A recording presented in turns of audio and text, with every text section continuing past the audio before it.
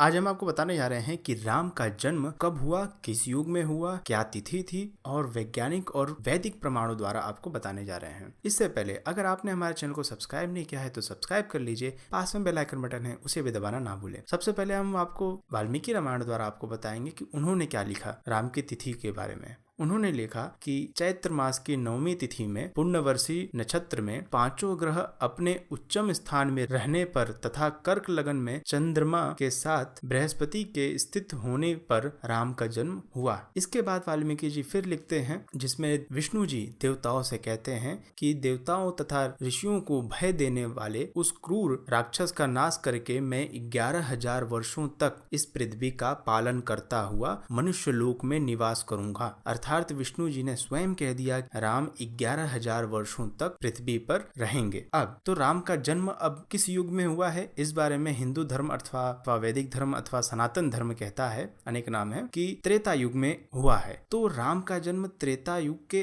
अंत में हुआ है। यह राम का जन्म युगा अवतार कहलाता है, तो यह त्रेता युग के अंत में हुआ है। इसलिए त्रेता युग का जो अंत का समय है 11,000, उतना समय राम रहे। जैसे ही राम गए उसके बाद द्वापर युग शुरू हुआ। इसलिए त्रेता युग में जो 11,000 साल रहे राम, वो मिलाया जाए द्वापर युग के साथ। द्वापर युग का कुल समय होता है 8,64,000 साल। और जब द्वापर युग खत्म हुआ तब कलयुग शुरू हुआ। तो कलयुग से अब तक अर्थात द्वापर युग के अंत से अब तक 5100 वर्ष बीत चुके हैं। तो इन सब को जोड़ें तो कुल हुआ 8,80,100 वर्ष। अतएव वेदों पुराणों के ज्ञान अनुसार राम का जन्म आज से लगभग 8,80,100 वर्ष पहले हुआ है। यह बात सत्य है, इसी को हमें मानना चाहिए। और कोई जो प्रमाण जो आजकल मिलता है वैज्ञानिकों के द्वारा, ये लोग जो है घपड़ सपड़ करते रहते हैं। अभी आज कुछ कहते हैं, कल कुछ कहेंगे, परसों कुछ कहेंगे। अतएव इन पर हम विश्वास नहीं कर सकते। जो हमारा वेद है, वेद के अनुसार जो समय बताया जा रहा है यह बिल्कुल सही है। अस्तु, अब वैज्ञानिक राम जन्म पर क्या कहते हैं इस बारे में भी बात कर लेते हैं। एक हुए हैं डॉक्टर पद्माकर विष्णु, मराठी शोधकर्ता है वो। उन्होंने कहा कि एक दृष्टि से वैदिक राम जन्म समय संभव है। उनका कहना यह है कि वाल्मीकि रामायण में एक स्थल पर वर्णित है विंध्याचल तथा हिमालय की ऊंचाई समान बताया है वाल्मीकि जी ने। डॉक्टर पद्माकर विष्णु जी ने कहा कि वर्तमान समय में विंध्याचल की ऊंचाई है 2,467 फीट और वर्तमान समय में हिमालय की भी ऊंचाई है 29,029 फीट। तथा उनको यह भी ज्ञात हुआ कि विंध्याचल की ऊंचाई बढ़ती नहीं है, जबकि वैज्ञानिकों की मान्यता अनुसार हिमालय की ऊंचाई हर 100 वर्ष में 3 फीट बढ़ती है। फिर उन्हें पता चला कि जो हिमालय की ऊंचाई वर्तमान समय में है और विंध्याचल की ऊंचाई है, इनमें जब उन्होंने अंतर निकाला तो मिला उनको 26,562 फीट। अतः जब उन्होंने शोध किया तो पता चला कि 26,562 फीट हिमालय को बढ़ने में करीबन 8,85,400 वर्ष लगे होंगे।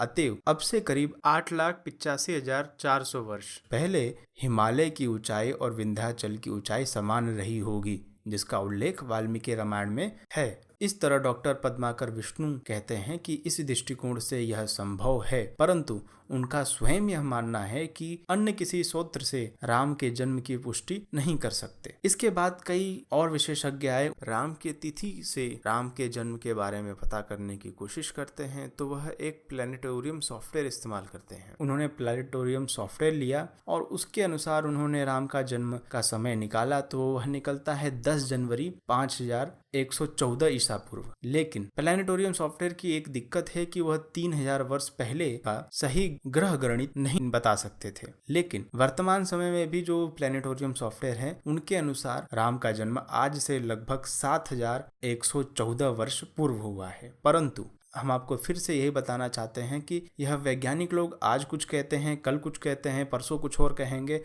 अतएव इनके शब्दों पर विश्वास करना उतना उचित नहीं होगा। हमारे जो वेद कहते हैं कि 8,80,000 वर्ष पहले राम का जन्म हुआ है, वह गणना सही है। हमने राम सेतु वाले एक वीडियो में बताया है कि 8 लाख साल पहले भी मनुष्य रहते थे और यह खुद वैज्ञानिक लोग ही कह रहे हैं। डिस्क्रिप्शन में लिंक है और एंड स्क्रीन पर भी आपको वीडियो मिल जाएगा। राम सेतु का वीडियो है, उस वीडियो के अंत में हमने इस बात को बताया है। आप उस वीडियो को अवश्य देखिएगा। आपको अगर ये वीडियो पसंद आया हो तो लाइक कीजिए, शेयर कीजिए। कोई प्रश्न रह गया हो तो कमेंट कीजिए। और अगर आपने हमारे चैनल को सब्सक्राइब नहीं किया है तो सब्सक्राइब कर लीजिए। पास में बेल आइकन बटन है, उसे भी दबाना ना भूलें।